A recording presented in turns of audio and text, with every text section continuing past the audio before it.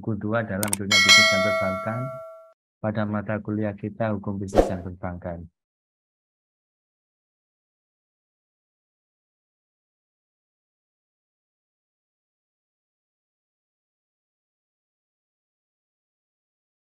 Benda yang dalam hukum perdata diatur dalam buku 2. Buku 2 BW, sebentar ya. Kalau bisa adik-adik nginstall di Play Store ya, tentang apa Kitab Undang-Undang Hukum Perdata.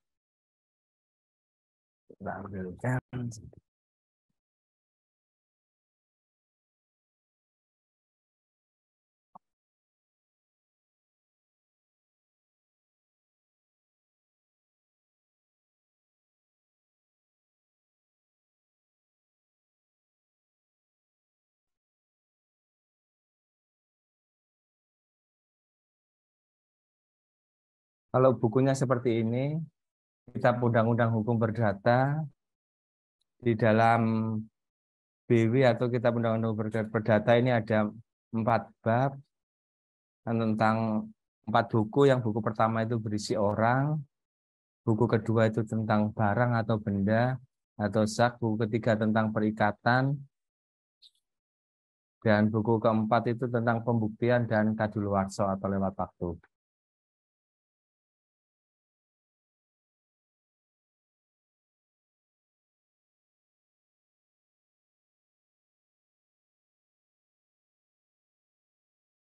Pengaturan tentang hukum benda dalam buku 2 BW berwajib Whitebook ini mempergunakan sistem tertutup.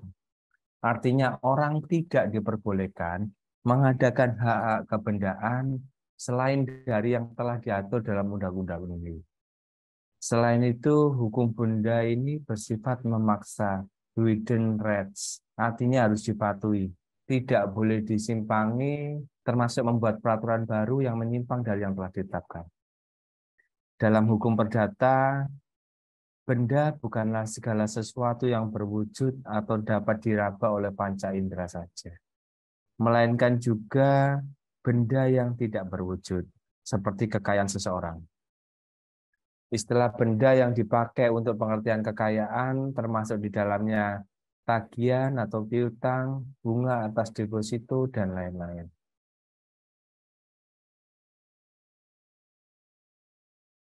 Meskipun pengertian zat dalam BW tidak hanya meliputi benda berwujud saja, namun sebagian besar dari materi buku 2 tentang benda mengatur tentang benda yang berwujud. Selain itu, istilah zat di dalam BW tidak selalu berarti benda, tetapi bisa berarti yang lainnya seperti perbuatan hukum. Ini di dalam pasal 1792 BW. Di pasal 1792 BW ini tentang pemberian kuasa. Ialah persetujuan yang berisikan pemberian kuasa kepada orang lain yang menerimanya untuk melaksanakan sesuatu atas nama orang yang memberikan kuasa. Ini termasuk perbuatan hukum atau kepentingan di dalam pasal 1354 BW. Di pasal 1354 ini berbunyi, jika seseorang dengan sukarela tanpa ditugaskan mewakili urusan orang lain dengan atau tanpa setahu orang itu, maka ia secara diam-diam mengikatkan dirinya untuk meneruskan serta menyelesaikan urusan itu hingga orang yang ia wakili kepentingannya dapat mengerjakan sendiri urusan itu. Ini dengan kepentingan. Iya, mewakili ini maksud dalam bahasa belajarnya disebut Sharp-Warwening. Contoh dari Sharp-Warwening, misalkan A dan B tinggal di kos-kosan yang sama. A memelihara 5 anak kucing. Pada suatu hari A harus bergegas pulang ke kampung halaman, namun ia lupa menitipkan anak kucing peliharaannya kepada orang lain.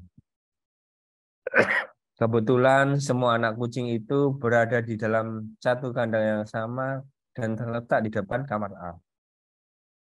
Ketika B melewati kamar A, B melihat anak-anak kucing itu kelaparan. B merasa iba dan kasihan melihat anak-anak kucing itu dan secara sukarela memberikan makanan agar anak kucing itu tidak kelaparan lagi.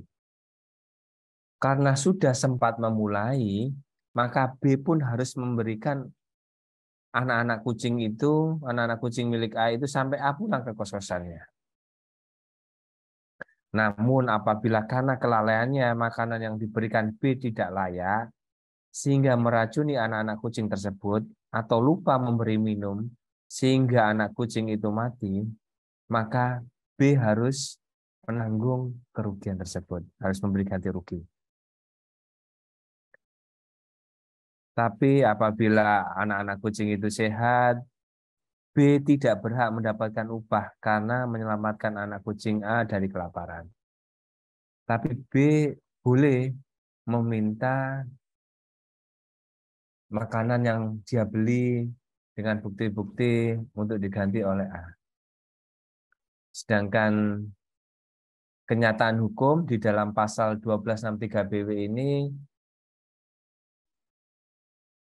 di pasal 1263 BW yang berbunyi, suatu perikatan dengan syarat tangguh adalah suatu perikatan yang tergantung pada suatu peristiwa yang masih akan datang dan belum tentu akan terjadi atau tergantung pada suatu hal yang sudah terjadi. Tetapi hal itu tidak diketahui oleh kedua belah pihak. Dalam hal pertama, perikatan tidak dapat dilaksanakan sebelum peristiwa terjadi. Dalam hal kedua, perikatan mulai berlaku sejak terjadinya kenyataan hukum ini. Lanjut. Hukum benda adalah peraturan-peraturan hukum yang mengatur tentang benda atau barang-barang second atau hak kebendaan secondary rights.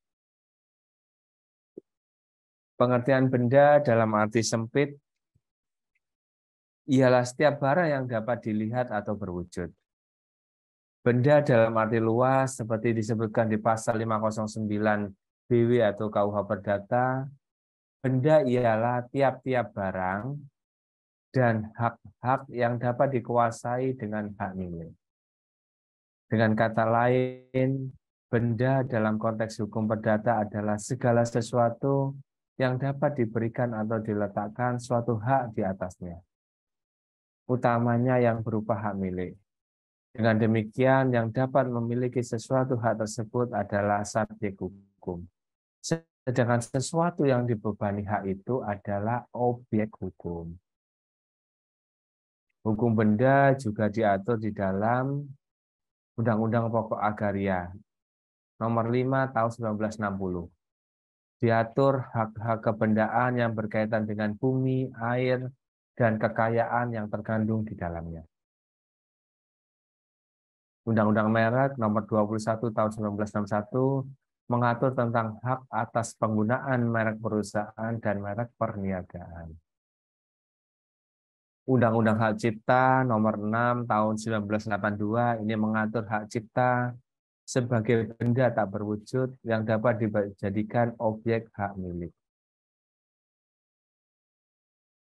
Undang-Undang tentang HT atau hak tanggungan tahun 1996 mengatur hak atas tanah dan bangunan di atasnya sebagai pengganti hipotek atau kredit korban.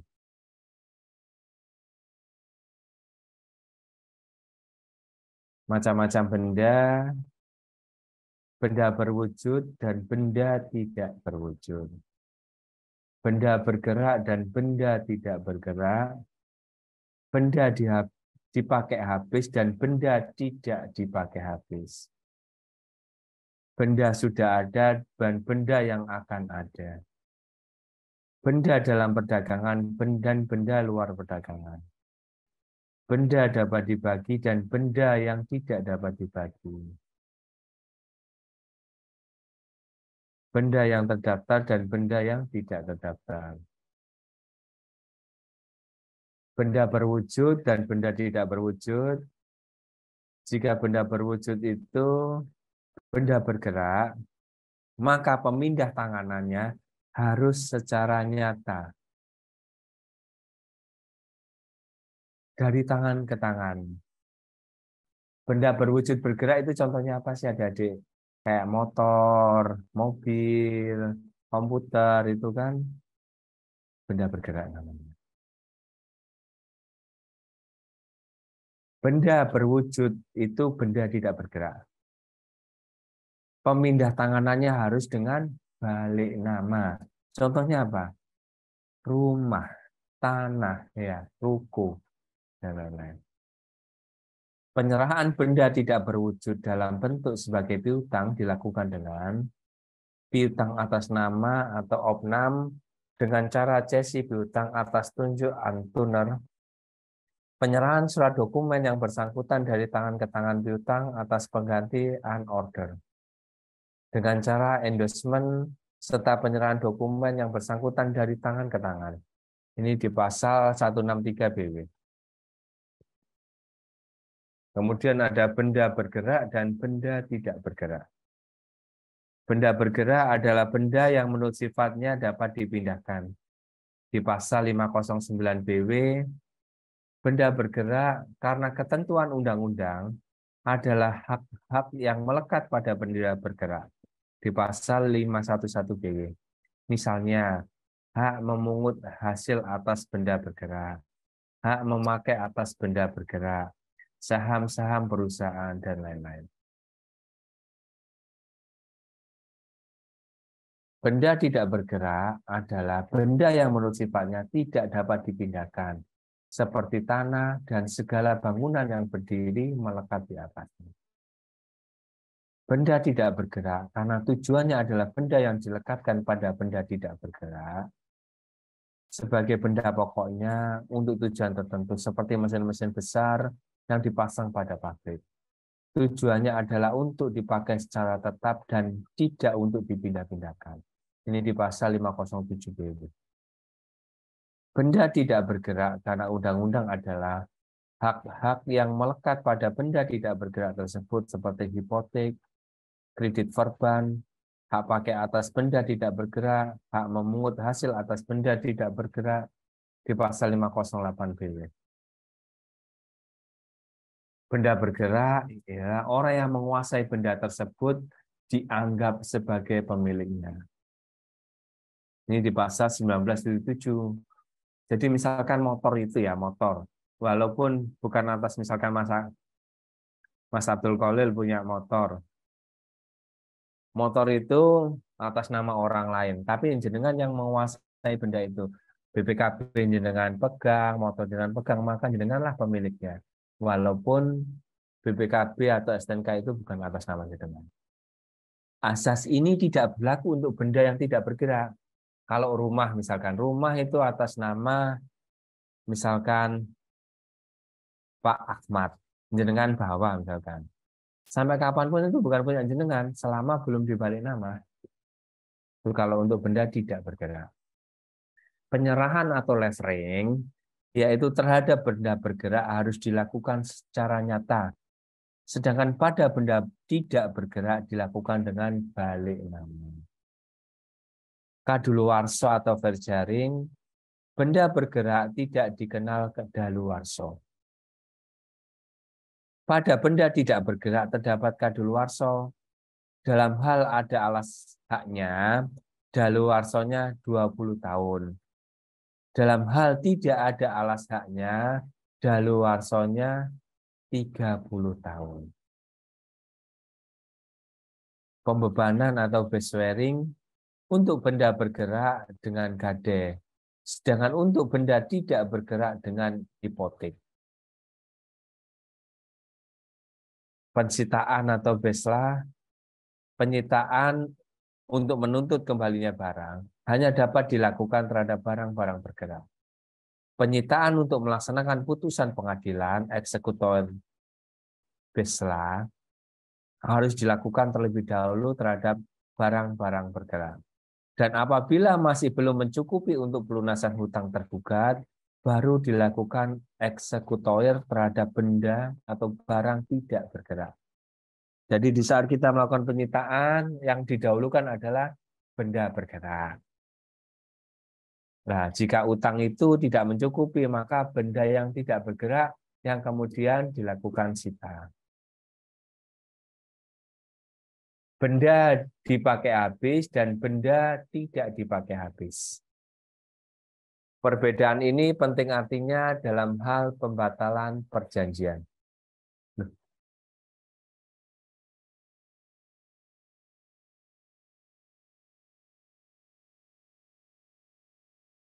Pada perjanjian yang objeknya adalah benda dipakai habis, pembatalannya sulit untuk mengembalikan seperti keadaan benda itu semula.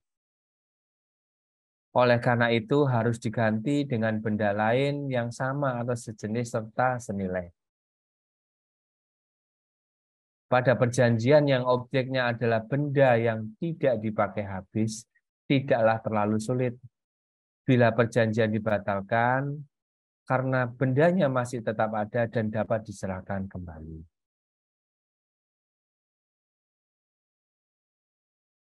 Benda sudah ada dan benda yang akan ada. Perbedaan ini terletak pada pembebanan sebagai jaminan hutang atau pelaksanaan perjanjian.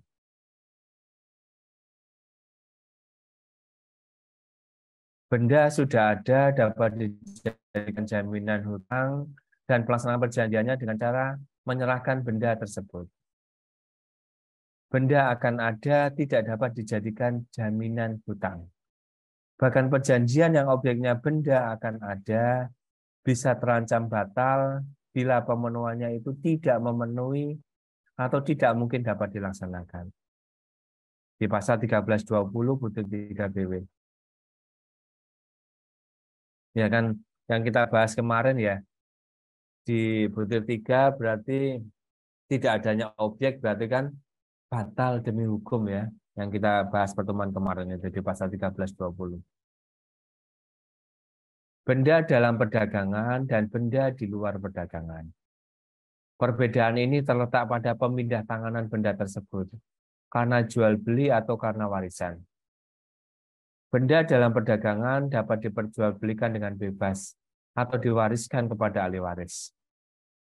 Benda luar perdagangan tidak dapat diperjualbelikan atau diwariskan, umpamanya tanah wakaf, narkotika, benda-benda yang melanggar ketertiban dan kesusilaan. Benda dapat dibagi dan benda tidak dapat dibagi. Letak pembedaannya menjadi penting dalam hal pemenuhan prestasi suatu perjanjian. Benda yang dapat dibagi, prestasi pemenuhan perjanjian dapat dilakukan tidak sekaligus, tapi dapat bertahap. Sedangkan untuk benda yang tidak dapat dibagi, pemenuhan prestasi tidak dapat dilakukan sebagian demi sebagian, melainkan harus secara utuh. Ada benda terdaftar dan benda tidak terdaftar. Arti pentingnya pembebanannya terletak pada pembuktian kepemilikan. Benda terdaftar dibuktikan dengan bukti pendaftarannya. Sekarang kita ke sebab tinjauan tentang hak kebendaan. Sifat dan karakter hak kebendaan. Perbedaan antara hak kebendaan yang diatur dalam buku 2 BW dengan hak perorangan yang diatur dalam buku 3 BW adalah sebagai berikut. Ya, di buku 2 tentang benda, di buku 3 tentang perorangan ya, ada 4 buku dalam BW. Hak kebendaan ini bersifat mutlak atau absolut. Berlaku terhadap siapa saja dan orang lain harus menghormati hak tersebut. Sedangkan hak perorangan ini berlaku secara nisbi atau relatif. Hanya melibatkan orang atau pihak tertentu saja, yakni yang ada dalam suatu perjanjian saja. Hak kebendaan ini berlangsung lama, bisa jadi selama seseorang masih hidup, atau bahkan bisa berlanjut setelah diwariskan kepada ahli warisnya. Hukum perorangan berlangsung relatif lebih singkat. Sebatas pelaksanaan perjanjian telah selesai dilakukan. Sifat dan karakter hak kebendaan. Hak kebendaan ini terbatas pada apa yang telah ditetapkan dalam peraturan perundangan yang berlaku. Tidak boleh mengarang atau menciptakan sendiri hak yang lainnya. Sedangkan hak perorangan lingkungannya amat luas. Apa saja dapat dijadikan objek perjanjian, sepanjang tidak bertentangan dengan undang-undang, kesusilaan, dan ketertiban umum. Oleh karena itu, sering dikatakan hukum kebendaan ini bersifat tertutup, sedangkan hukum perorangan ini bersifat terbuka. Ciri-ciri kebendaan, pertama itu mutlak atau absolut, mengikuti benda di mana hak itu melekat. Misalnya hak sewa, tetap mengikuti benda itu berada.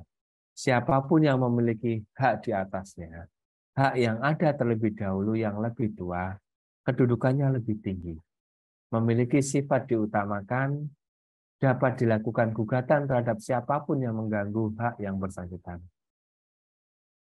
Pemindahan hak kebendaan dapat dilakukan kepada siapapun.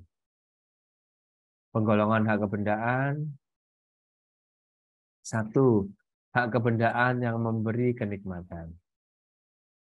Selain yang mengenai tanah, karena sudah diatur dalam UU PA, maka hak kebendaan yang termasuk dalam kategori ini adalah basic. Hak milik atau agendom, hak memungut hasil, hak pakai, hak mendiami. Hak atas tanah yang berlakunya UPA dinyatakan tidak berlaku lagi. Hak besit atas tanah, hak agendom atas tanah, hak servitut, hak obstal, hak airpads, hak bunga atas tanah, hak pakai atas tanah. Ini sudah tidak berlaku lagi sejak berlakunya Undang-Undang Pokok Agraria. Dengan berlakunya Undang-Undang Pokok Agraria, pengganti dari hak atas tanah yang dihapus adalah menjadi hak milik. Agendom ini menjadi hak milik, hak guna usaha, hak guna bangunan, hak pakai, hak sewa untuk bangunan, hak membuka tanah dan memungut hasil hutan, hak guna air, pemeliharaan dan penangkapan ikan, hak guna ruang angkasa, hak-hak tanah untuk kepentingan keagamaan dan sosial. Penggolongan hak kebendaan yang bersifat memberi jaminan adalah pertama adalah hak gade atau panrets, ada hipotek, kredit verban, privilege yaitu piutang yang diistimewakan, dan fidusial. Perolehan hak kebendaan, 6 cara untuk memperoleh hak kebendaan. Pertama, melalui pengakuan. Benda yang tidak diketahui siapa pemiliknya atau res nullius, kemudian didapatkan dan diakui oleh seseorang yang mendapatkannya dianggap sebagai pemiliknya. 2, melalui penemuan. Benda yang semula milik orang lain akan tetapi lepas dari penguasaannya. Karena misalnya jatuh di perjalanan, maka barang siapa yang menemukan barang tersebut dan ia tidak mengetahui siapa pemiliknya, menjadi pemilik barang yang diketemukannya. 3, melalui penyerahan. Cara ini yang lazim yaitu hak kebendaan diperoleh melalui penyerahan berdasarkan alas hak atau res title, alas hak tertentu, alas title seperti jual beli, sewa menyewa, hibah, warisan, dan sebagainya. Dengan adanya penyerahan, maka title berpindah kepada siapa benda itu diserahkan. Keempat, dengan daluwarsa. Barang siapa menguasai benda bergerak yang dia tidak diketahui pemilik benda itu sebelumnya, misalkan karena menemukannya, hak milik atas benda itu diperoleh setelah lewat waktu 3 tahun sejak orang tersebut menguasai benda yang bersangkutan. Untuk benda tidak bergerak, daluwarsonya jika ada alas hak 20 tahun. Jika ada alas hak 30 tahun. Melalui pewarisan, hak kebendaan bisa diperoleh melalui warisan berdasarkan hukum waris yang berlaku. Bisa melalui hukum adat, hukum Islam, ataupun hukum Barat. 5, dengan penciptaan. Seseorang yang menciptakan benda baru, baik dari benda yang sudah ada maupun sama sekali baru, dapat memperoleh hak milik atas benda ciptaannya itu. 6, dengan cara ikutan atau turunan. Hapusnya hak kebendaan.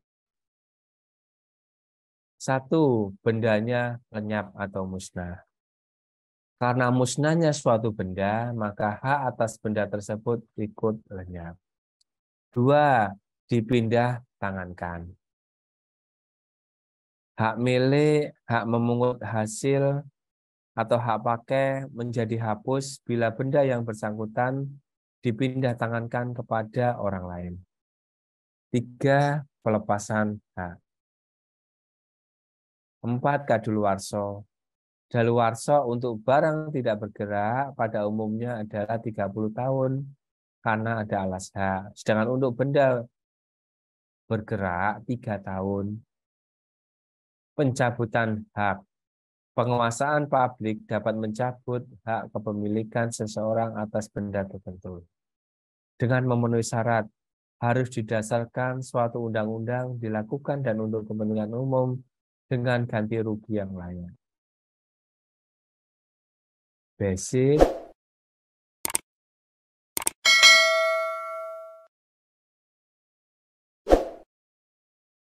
Oh iya Mas Doni, saya centang absennya. Basic diatur di pasal 529 sampai dengan 568 BW secara harfiah berarti penguasaan. Maknanya, barang siapa menguasai suatu barang, maka ia dianggap sebagai pemilik. Menurut pasal 529 BW, basic adalah keadaan seseorang yang menguasai suatu benda, baik dengan diri sendiri maupun melalui perantaraan orang lain, dan yang mempertahankan atau menikmatinya selaku orang yang memiliki benda itu. Dalam pasal 530 BW disebutkan ada dua macam basic, yaitu yang beretikat baik, the good trow, dan yang beretikat tidak baik, the father trow. Unsur-unsur basic. Satu, unsur keadaan, di mana seseorang menguasai benda atau korpus. Dua, unsur kemauan orang tersebut untuk memiliki animus. Korpus dan animus ya unsur basic itu. Karena pada umumnya orang yang tidak waras tidak mempunyai unsur animus. Maka basiter atau orang yang mempunyai basit biasanya bukan orang gila atau orang tidak waras. Yang dapat mempunyai hak basit adalah orang yang dewasa, sehat pikirannya, berkehendak bebas, tidak dibawa pengampuan atau dibawa paksaan. Basit yang dengan etikat baik adalah penguasaan karena penguasaan atas benda tersebut terjadi tanpa diketahui cacat celah dalam benda tersebut. Basit harus dibedakan dengan detinte, yakni keadaan di mana seseorang menguasai suatu benda berdasarkan suatu hubungan hukum tertentu dengan pemilik yang sah dari benda tersebut. Misalnya hubungan sewa-menyewa. Tidak harus menimbulkan kemauan bagi si penyewa untuk memiliki. Pada diri seseorang, detentor tersebut dianggap bahwa kemauan untuk memiliki benda yang dikuasai itu tidak ada. Ketentuan di pasal 538 BW, penguasaan atas suatu benda diperoleh dengan cara menempatkan benda itu dalam kekuasaan dengan maksud mempertahankannya untuk diri sendiri. Cara memperoleh basit atau penguasaan dapat dibedakan. Satu, menguasai benda yang tidak ada pemiliknya. Penguasaan atas benda yang tidak ada pemiliknya disebut penguasaan originair atau basit akupasio. Memperoleh penguasaan cara ini tanpa bantuan orang lain hanya tertuju pada benda bergerak yang tidak ada pemiliknya atau res nullius, yang kemudian diakui dan dikuasai. Dua, menguasai benda yang sudah ada pemiliknya. Penguasaan atas benda yang sudah ada pemiliknya mempunyai dua kemungkinan, yaitu dengan bantuan orang lain yang menguasai terlebih dahulu atau pemiliknya, penguasaan tradisi, atau penguasaan derivatif. dan tanpa bantuan orang lain yang terkait dengan penguasaan tanpa levering atau penyerahan.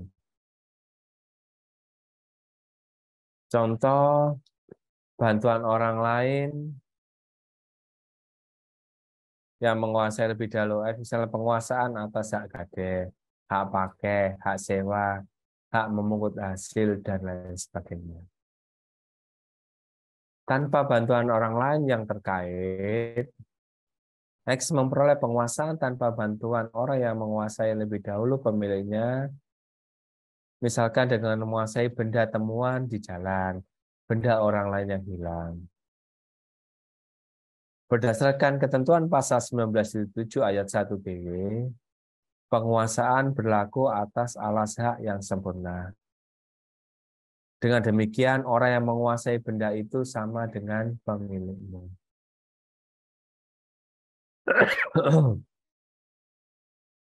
Hak milik adalah alas hak yang sempurna. Ketentuan tersebut di atas dibatasi oleh ayat 2 bahwa perlindungan hukum yang diberikan oleh ayat 1 tidak berlaku bagi benda-benda yang hilang atau benda-benda curian. Terhadap benda-benda itu, basis sebagai hak yang sempurna tidak berlaku. Barang siapa kehilangan atau kecurian suatu benda, dalam waktu 3 tahun terhitung sejak hilang atau dicuri bendanya, berhak meminta kembali benda itu dari pemegang. Tapi jika pemegang benda itu menguasai benda tersebut karena memperolehnya atau membelinya dari pedagang yang lazim, memperdagangkannya benda itu, atau tempat pelelangan umum, pemilik yang kehilangan benda atau kecurian benda yang bersangkutan harus mengembalikan harga benda yang telah dibayar oleh pemegang itu. Di pasal 582. Penguasaan benda bergerak yang tidak berupa bunga atau piutang yang tidak atas tunjuk berlaku ketentuan siapa yang menguasainya, dianggap pemiliknya. Sebagian ditetapkan dalam pasal 19.7 ayat 1, tidak diatur dalam buku 2 BW tentang benda, karena ternyata pembentuk undang-undang menyatakan bahwa pasal 19.7 BW di buku 4 BW tersebut mengatur tentang kadaluarsa yang membebaskan dari perikatan. Artinya, siapa yang menguasai benda bergerak, seketika ia bebas dari tuntutan pemiliknya karena tenggang waktu atau daluarsa sudah lampau. Penguasaan itu sebagai alas hak yang sempurna, sama dengan hak milik, padahal self-levering atau penyerahan tidak terpenuhi. Hegedem teori dan legitimati teori. Hegedem teori ini dikemukakan oleh Majors yang menafsirkan pasal 19.7 BW secara gramatikal. Menurut Majors, siapa yang menguasai benda bergerak secara jujur, ia adalah pemilik benda itu, tanpa memperhatikan apakah ada alas hak yang sah atau tidak, apakah berasal dari orang yang berwenang menguasai benda itu atau tidak. Teori ini mengesampingkan pasal 584 BW mengenai syarat-sahnya suatu levering, yaitu harus ada alas hak yang sah dan harus dilakukan oleh orang yang berwenang menguasai benda itu. Masalahnya adalah pasal mana yang harus diikuti di antara dua pasal tersebut. Majors berpendapat pasal 977 BW yang diikuti berarti mengabaikan dua syarat sahnya levering.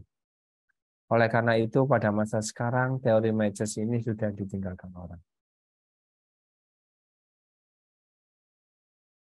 Legitimate teori dikemukakan oleh Paul Scholten. Pada umumnya, hak milik atas suatu barang hanya dapat berpindah secara sah bila seseorang memperolehnya dari orang yang berhak memindahkan hak milik atas barang tersebut, yaitu pemiliknya. Akan tetapi dapat dimengerti bahwa kelancaran lalu lintas hukum akan sangat terganggu. Jika dalam setiap jual beli barang bergerak, pembeli harus menyelidiki terlebih dahulu apakah si penjual sungguh-sungguh mempunyai hak milik atas barang yang dijual. Untuk kepentingan lalu lintas hukum itulah pasal 1977 BW menetapkan mengenai barang bergerak, si penjual dianggap sudah cukup membuktikan hak miliknya dengan mempertunjukkan bahwa ia menguasai barang itu seperti seorang pemilik, yaitu bahwa menurut keadaan yang tampak barang itu seperti kepunyaannya sendiri. Jadi ia tidak usah memperlihatkan cara bagaimana ia memperoleh penguasaan atas benda tersebut. Tidak usah ia memperlihatkan tanda bukti tentang hak miliknya, dan pembeli percaya atas adanya basis di pihak penjual tersebut untuk dilindungi oleh undang-undang. Jika dihubungkan dengan pasal 58 BW tentang syarat-syaratnya sahnya levering, teori Paul Scholten ini mengabaikan satu syarat sah levering, yaitu tidak perlu berasal dari orang yang berwenang menguasai benda itu. Melainkan cukup dengan anggapan saja bahwa benda itu memang berasal dari yang berwenang menguasainya, demi kelancaran lalu lintas hukum.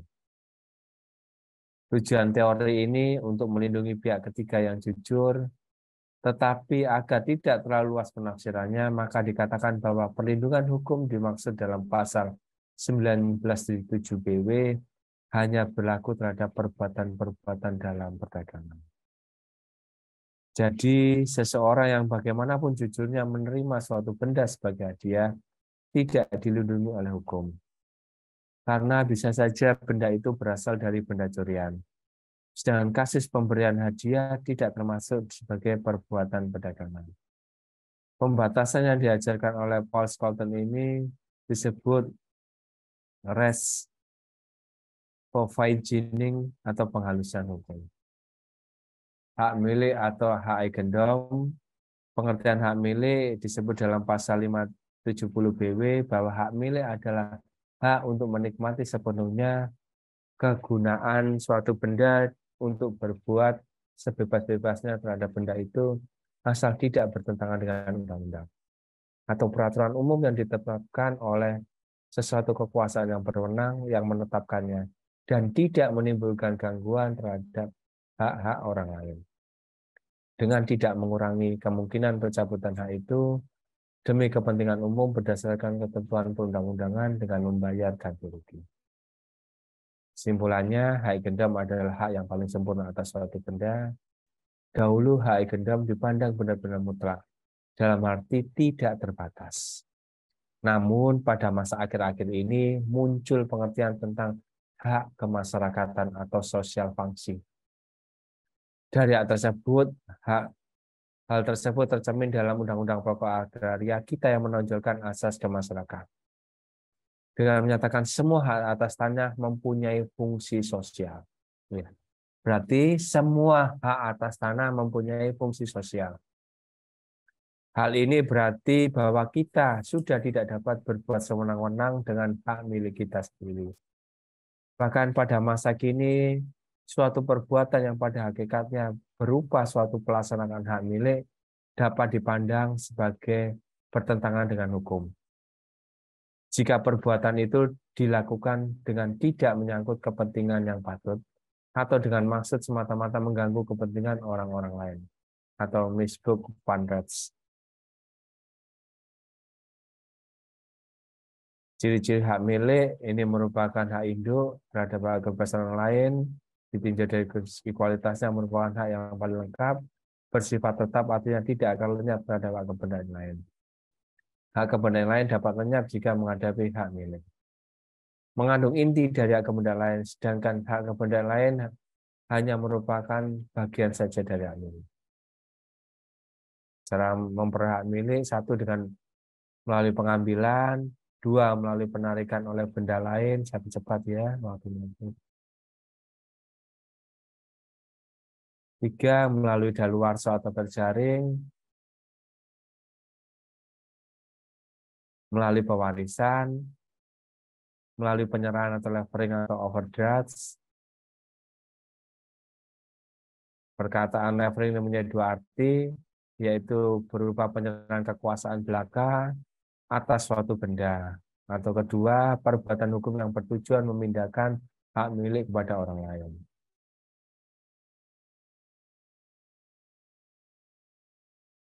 Masih banyak ya. Saya sampai waktunya habis, nanti ada kelas lainnya. Saya Grupnya sudah dibuat ya adik-adik ya? Sudah. Oh, oke. Nanti saya cek. Kan kemarin juga belum saya kirim ya? Iya, belum, Pak. Oke. Di sampun nanti saya masukkan aja. Ini masih banyak, waktunya sudah habis. Kalau ada pertanyaan, enggak apa-apa. Di chat by WA aja juga enggak apa-apa. Nanti saya jawab pas malam. Baik, Pak. Oke, terima kasih atas perhatiannya. Kita tutup pertemuan ini dengan doa kafaratul majelis. Subhanakallahumma wa bihamdika asyhadu alla ilaha illa anta astaghfiruka wa atubu ilaik. Wabillahi taufiq wal hidayah. Wassalamualaikum warahmatullahi wabarakatuh.